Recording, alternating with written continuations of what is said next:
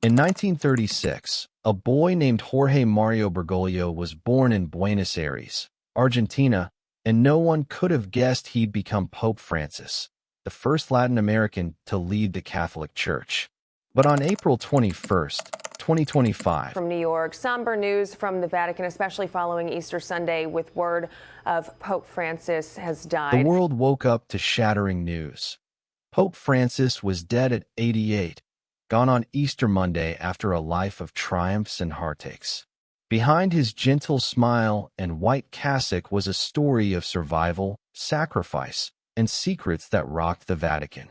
From a near-fatal illness to a dictatorship's shadow, from global adoration to bitter betrayal, Jorge's journey was a roller coaster of faith and pain. For years, he hid the scars of his past, but now the truth is spilling out. Here's the bombshell story of the man who changed the church and paid a heavy price. Before the robes, before the Vatican, before the world would call him Your Holiness, he was simply Jorge Mario Bergoglio. Born on December 17, 1936, in the bustling, bruised streets of Buenos Aires, Argentina, the boy who would become Pope Francis was no stranger to hardship. His life began in the ashes of war, poverty, and the quiet despair that came with surviving when so many others didn't. His parents, Italian immigrants Mario and Regina Bergoglio, were escaping fascist Italy, only to arrive in a country teetering on the brink of its own political chaos. They weren't rich. They weren't influential. They were factory workers, scraping by in a neighborhood where survival was often the only goal. From an early age, Jorge knew pain. The pain of watching his father work long hours just to put bread on the table. The pain of hearing his mother's muffled sobs at night, torn between love for her homeland and the disillusionment of exile. His childhood wasn't lined with gold. It was carved out of grit, sacrifice, and the ghost of everything his family had left behind. And yet, young Jorge was different. Quiet, observant, almost hauntingly introspective. He'd watch his neighborhood like a detective piecing together a mystery. Why some had everything and others had nothing. Why suffering seemed to visit some homes more than others. Why God, if he was truly listening, allowed so much pain. It wasn't long before Jorge was forced to confront suffering in the most personal way imaginable. At the age of 21, his life would take a terrifying turn. What started as a simple illness escalated into something far more sinister. Jorge was rushed to the hospital with severe pneumonia and a lung infection that nearly killed him. The diagnosis was grave. Surgeons had no choice but to remove part of his lung. One of the most traumatic and painful procedures of the time. No anesthesia could mask the agony. No comfort could prepare a young man for the realization that his body, his own temple, was now permanently changed. For months, he hovered in recovery. Weak, frail, barely able to breathe. As others his age were finishing school, starting families, chasing dreams, Jorge was battling death. And he wasn't sure he would win. But it was in those sterile hospital walls, amid the deafening silence of his own suffering, that Jorge Mario Bergoglio found his purpose. He didn't hear a voice. He didn't see a vision. But he felt something. A pull. A whisper. A calling. The kind that grabs hold of a man's soul and never lets go. Pain has a way of reshaping people. It either hardens them or humbles them. For Jorge Mario Bergoglio, it did both.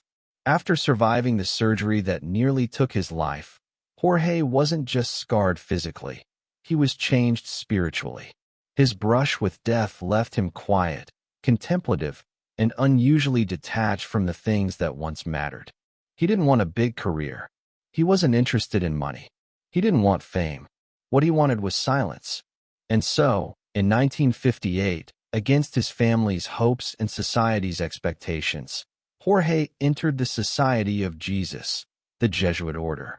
To outsiders, it seemed like a strange choice. Why would a young man with health issues, whose lungs were already compromised, choose the most intellectually and physically demanding order in the Catholic Church?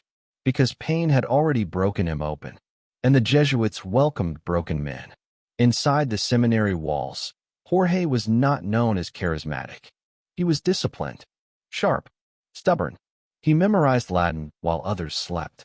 He rose at dawn and prayed long after evening mass had ended. But beneath his stoic exterior, something darker brewed, a struggle with authority, a distrust of power, and a deep guilt that haunted him like a shadow. Because Jorge had a secret. He was afraid, not of death. He had already tasted that. He was afraid of failing God, failing his calling, failing the people who would one day rely on him. And that fear, that gnawing anxiety, led him to make a choice that would come back to haunt him for decades. In the 1970s, Argentina was burning. Political unrest, brutal dictatorship. Thousands disappeared without a trace. Tortured, murdered, silenced. And the church? Many of its leaders looked the other way. And Jorge? He was no longer just a priest. He had become the provincial superior of the Jesuits in Argentina. A position of power, a title with consequences. Two of his fellow Jesuit priests, who opposed the military regime and worked in the slums, were kidnapped and tortured. And Jorge? He didn't stop it. He didn't speak out. Some say he betrayed them. Others say he tried, quietly, behind the scenes, to free them. But the truth? It was messier than either version. For years, he refused to talk about it. Guilt festered. And even when the priests were released, Jorge never forgave himself. This was the tragedy no one saw. Not the loss of a lung, not the suffering of poverty, but the silent torment of a man who believed he had failed when it mattered most. It was then, at his lowest point, that Jorge was banished. Yes, banished. Removed from power. Sent into exile within his own order. Shuffled off to a small school to teach literature and psychology. A brilliant man, reduced to silence. To reflection. To decades of obscurity. But it was in that long silence that something miraculous happened. The pride broke. The pain deepened. And the man who had once tried to command the Jesuits became their humble servant. He cooked. He cleaned. He rode buses instead of limousines. He walked among the poor, not above them. And without even knowing it, he was becoming something more powerful than a provincial or a cardinal. He was becoming Francis. Chapter 3. The Bishop of the Forgotten. By the time Jorge Mario Bergoglio was appointed Auxiliary Bishop of Buenos Aires in 1992, he was no longer the same man who had once held court as a dominant Jesuit leader. He was quieter now, more watchful, and behind his eyes a sorrow that never left him. He carried the weight of Argentina's dirty war not on his back, but in his soul. The silence, the ambiguity, the unanswered cries of those who had disappeared. They had left marks no priestly robe could ever cover. But that silence had forged in him a new kind of strength, the kind born from suffering. And the people noticed. In the villas miserias, Argentina's sprawling, dangerous slums, Bishop Bergoglio walked where no politician or high-ranking cleric dared to tread. He kissed the sick. He hugged addicts. He wept with mothers who had buried their sons in unmarked graves. He didn't just preach poverty. He lived it. In a city where priests often resided in palatial mansions, Bergoglio lived in a small apartment behind the cathedral. He cooked his own meals. He refused chauffeurs, preferring to take the bus. And every night, alone in his modest quarters, he prayed, not for power, not for recognition, but for forgiveness. Because even as he rose through the ranks of the church, that one chapter of his life, the one he never spoke of, haunted him. It always would. But tragedy wasn't finished with him yet. In 1998, when he became Archbishop of Buenos Aires, Bergoglio was thrown into the public spotlight. And with it came scrutiny of his past, his politics, and even his very faith. He was criticized by both liberals and conservatives. Some accused him of being too passive during Argentina's dictatorship. Others said he was too progressive, too soft, too willing to dirty his hands with the outcasts of society. He was alone. Again. And yet, Every day, he returned to the slums. He washed the feet of prisoners. He held dying AIDS patients as they took their last breath. He performed secret weddings for couples too poor to afford a church ceremony. And at night, he wandered the city's poorest neighborhoods, unnoticed, unguarded. They called him the Bishop of the Forgotten, because he never forgot them. Not once. But there was a cost. His health, already fragile, began to decline again. Decades after losing a lung, he struggled with respiratory issues. His back ached. His knees buckled. But he kept going. Because the church, to him, wasn't marble floors and Latin chants. It was blood. It was dirt. It was love, raw, imperfect, unrelenting love. And then, in 2005, came a twist no one expected. After the death of Pope John Paul II, Bergoglio's name appeared among the top candidates to become the next pope. His supporters rallied. The world watched. And for a brief moment, it looked like the man who had once been exiled by his own order might ascend to the highest seat in Christendom. But he didn't. The world chose another. Joseph Ratzinger, Benedict XVI, and Bergoglio? He was relieved. Because deep down, he didn't want the power. He had seen too much of it, and how it corrupted even the best men. So he returned to Buenos Aires, content to die in silence, far from Rome. But fate, or God, had other plans. And the next time the white smoke rose from the Sistine Chapel, Jorge Mario Bergoglio would not be watching from Argentina. He would be the one, stepping onto that balcony, as Pope Francis. March 13, 2013. St. Peter's Square was cloaked in darkness and rain. Thousands of eyes fixated on the chimney of the Sistine Chapel, waiting, breath held, hearts tight. The world watched for a sign. And then, like a ghost from heaven, white smoke. A pope had been chosen.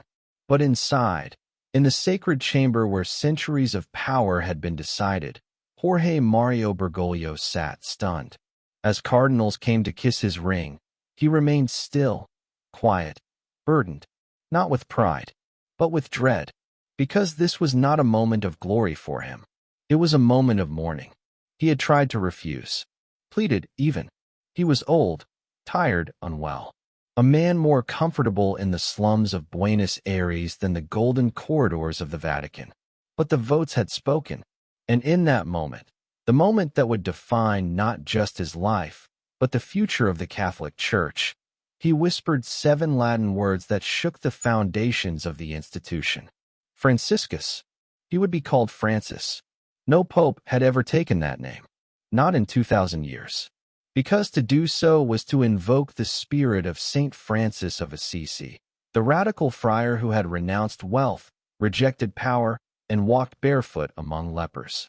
It was a name of rebellion, a name of humility, a name the Vatican elite feared. But Bergoglio wasn't trying to impress them. He was sending a message to the forgotten, to the widows in war zones, the migrants in boats, the orphans in war-torn villages, the addicts, the dying, the abused. I see you, the name Francis whispered. You are not abandoned. But as the cheers roared across the square, something inside him shattered. Because he knew what was coming. The Vatican, with all its grandeur, was a fractured empire. Corruption, backroom deals, sex abuse cover-ups, and blood-stained money flowed like water behind those pristine white walls. And now, the church expected him, an outsider, a slum priest, to clean it all. Alone. And it started immediately. The Vatican Bank, long whispered about in mafia-like tones, was drowning in scandal. Francis launched investigations, closed accounts, fired loyalists. He was met with threats, whispers of betrayal, and silent resistance from those who wore crosses not for faith, but for power. Worse still was the abuse crisis. Decades of cover-ups, generations of children silenced. Francis wept with victims, demanded justice, and defrocked bishops. But even then, it wasn't enough for many. Some saw him as too slow. Others accused him of protecting the church's image over its victims. He was condemned from both sides, by conservatives who feared his reforms and liberals who wanted more. And in the silence of the apostolic palace, Pope Francis prayed alone. He missed Buenos Aires. He missed the poverty, the honesty of it. He missed the children who called him by name, the smell of cooking in the slums, the gentle chaos of streets filled with pain and life. Because in Rome, everything was polished, perfect, deceptive, even the smiles. And yet, even as his enemies circled, even as the walls of tradition closed in, Pope Francis did something no other pope had dared.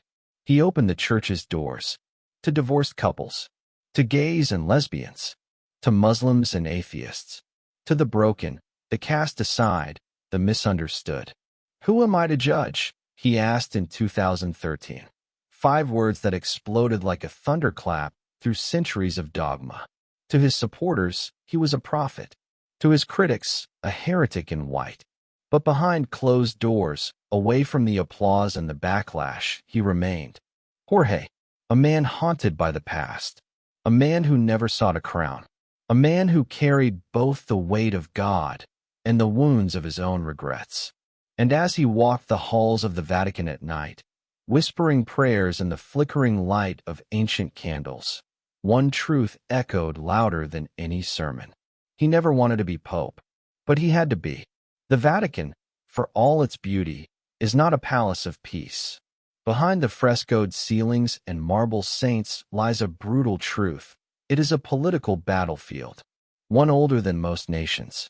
And the moment Pope Francis stepped onto that balcony in 2013, he became both a spiritual leader and a marked man.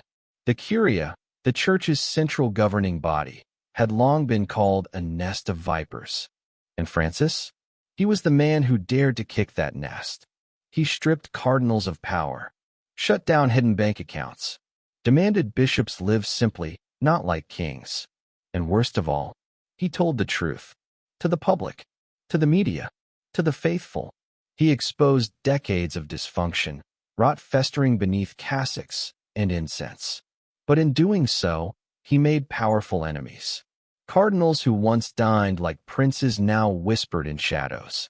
Conservative factions branded him the anti-pope. Anonymous letters circulated in the Vatican, questioning his legitimacy, his theology, even his mental state. They didn't just disagree with him. They wanted him gone.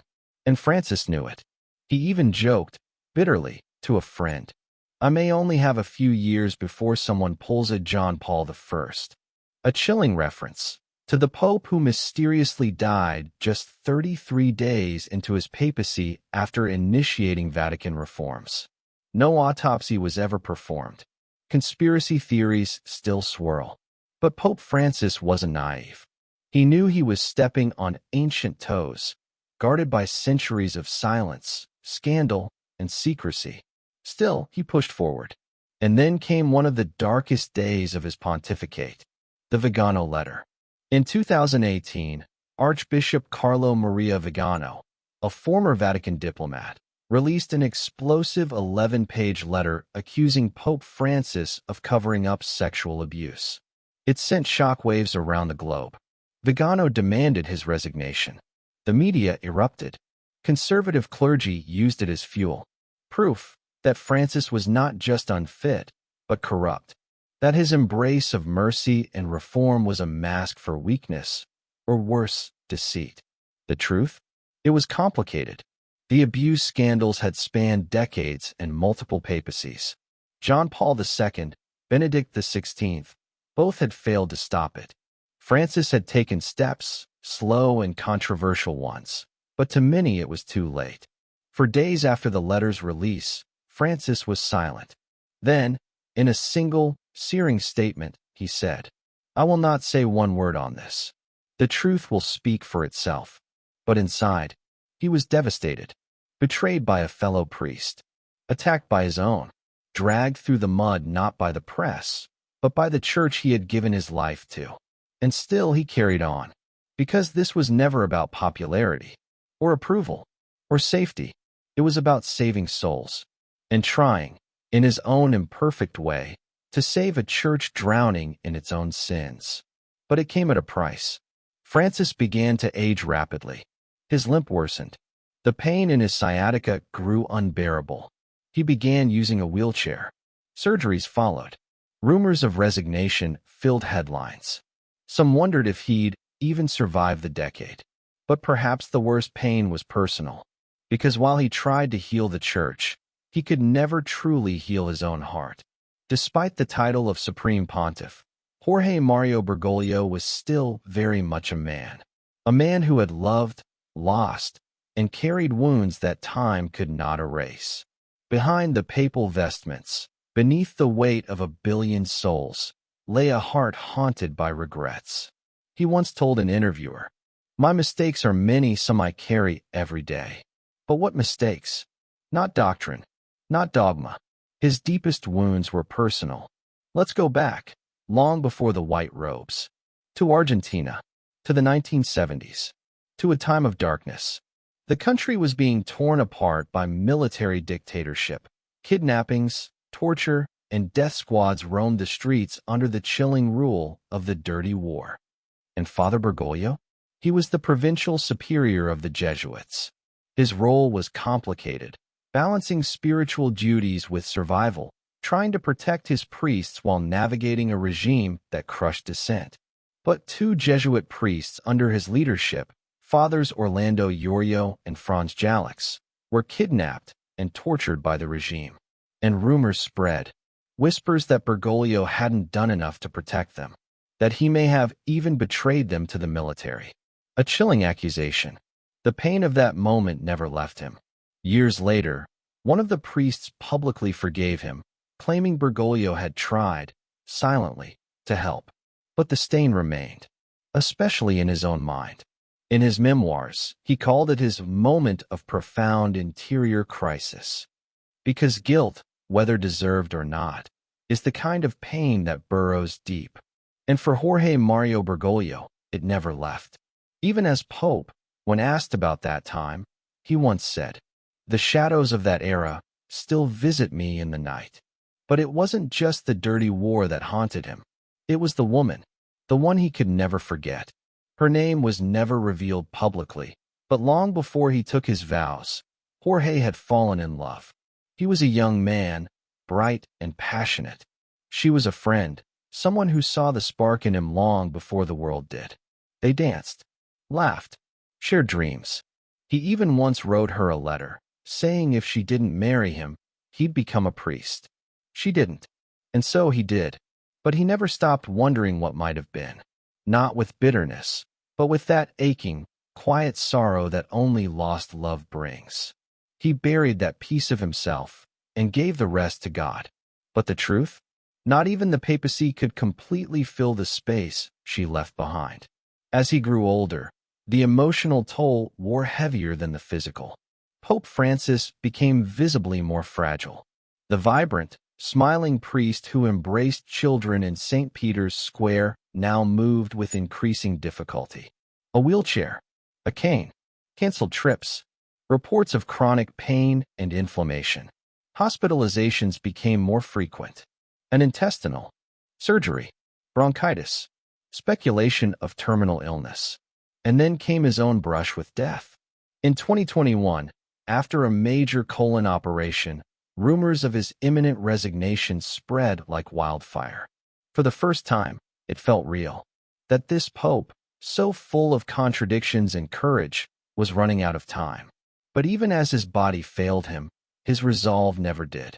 He continued to meet the poor, to condemn war, to call out greed, to forgive. Because perhaps the greatest tragedy of Pope Francis was also his greatest strength.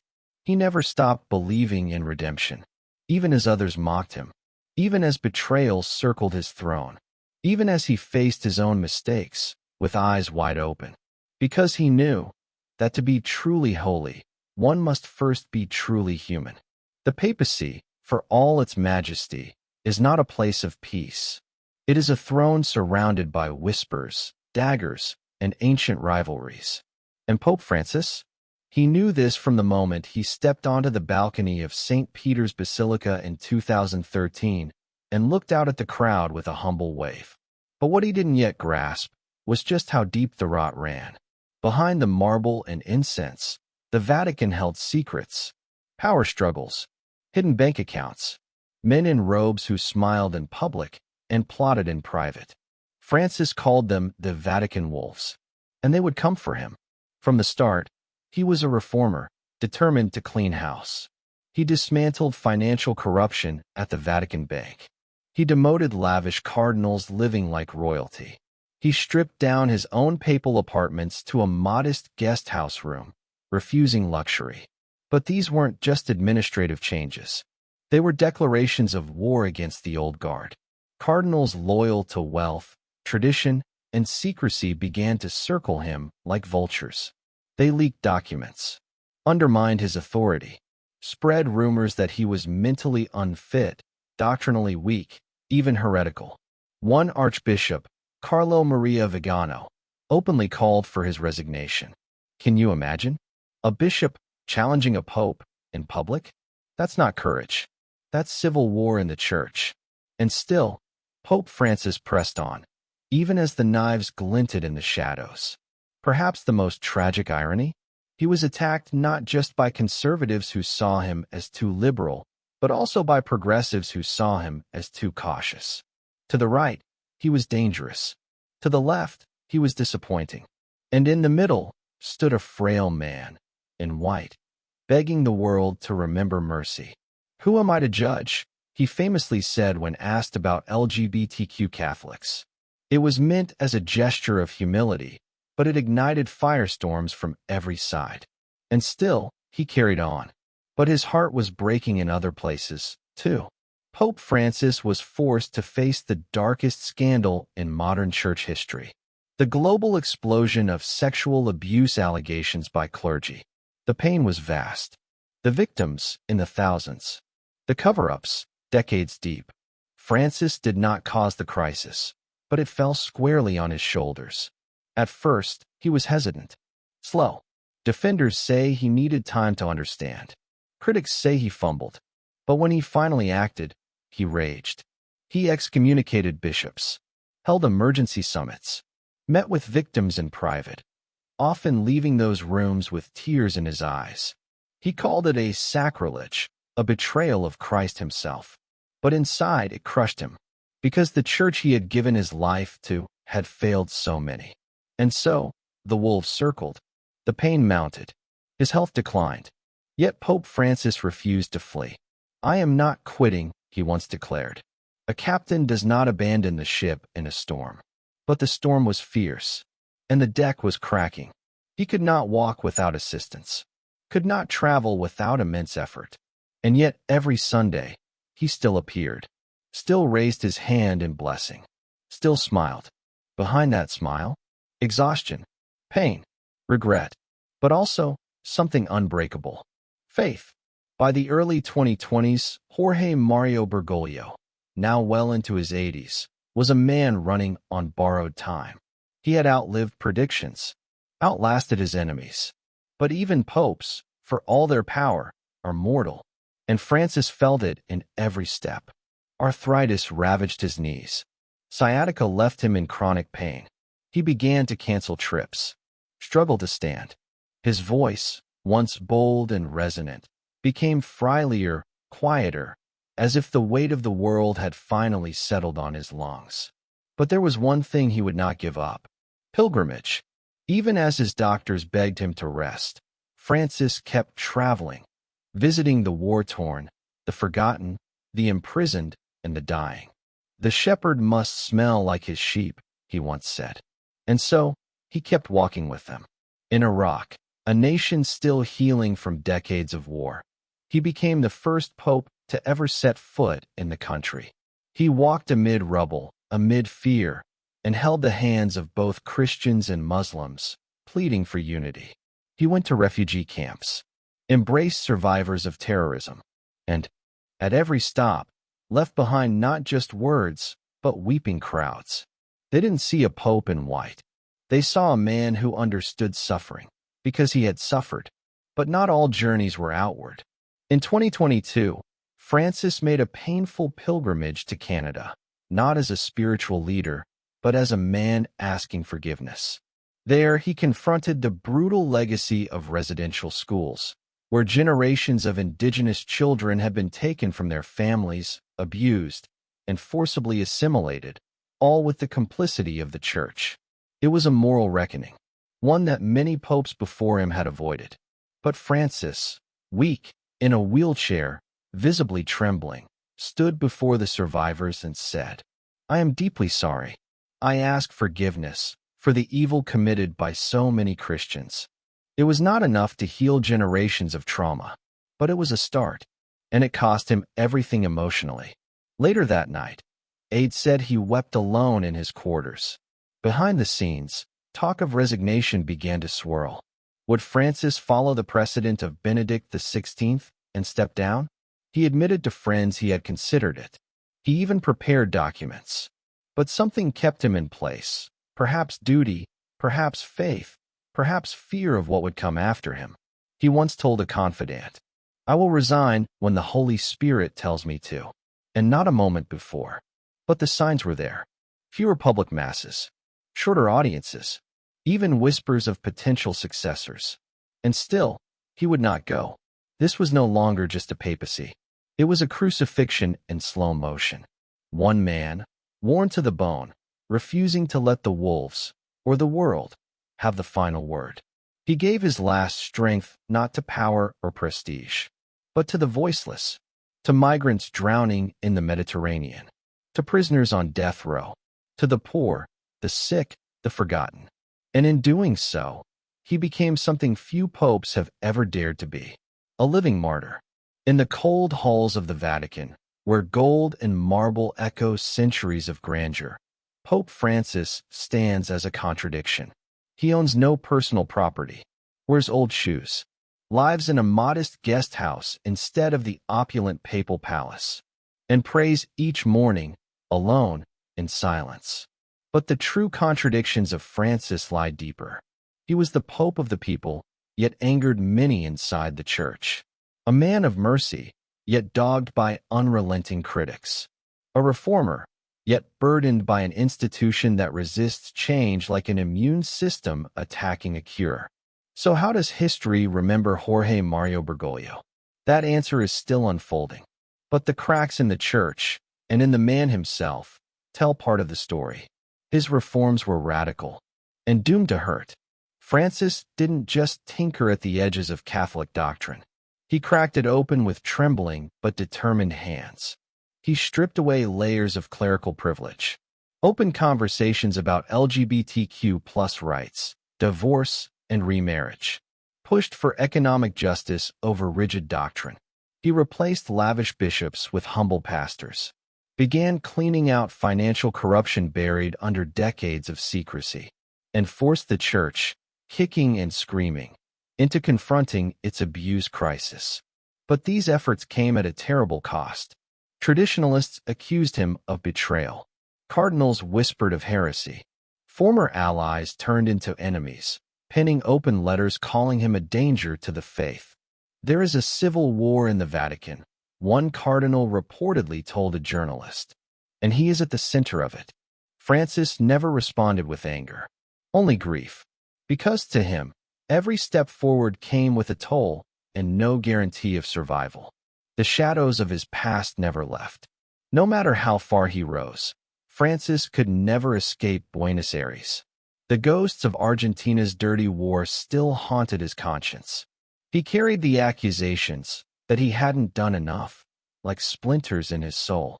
Even in his final years, he refused to silence his critics.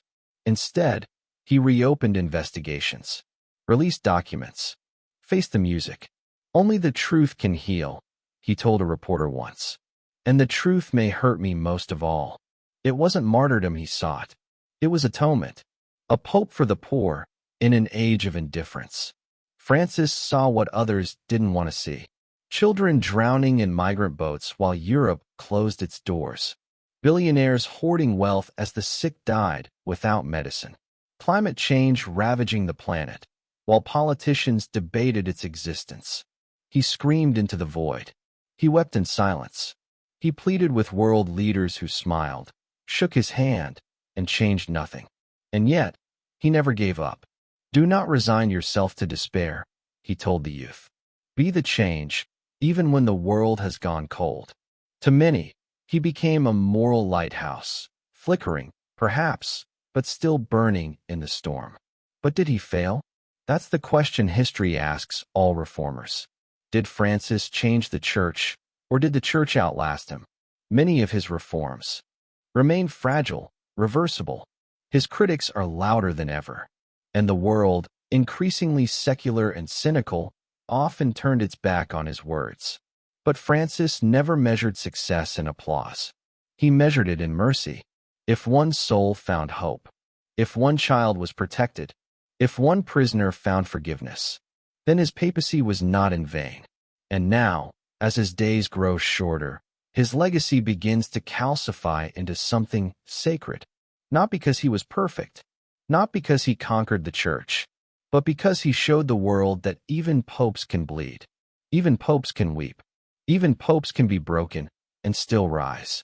I am a sinner, he once said, but I trust in the mercy of God.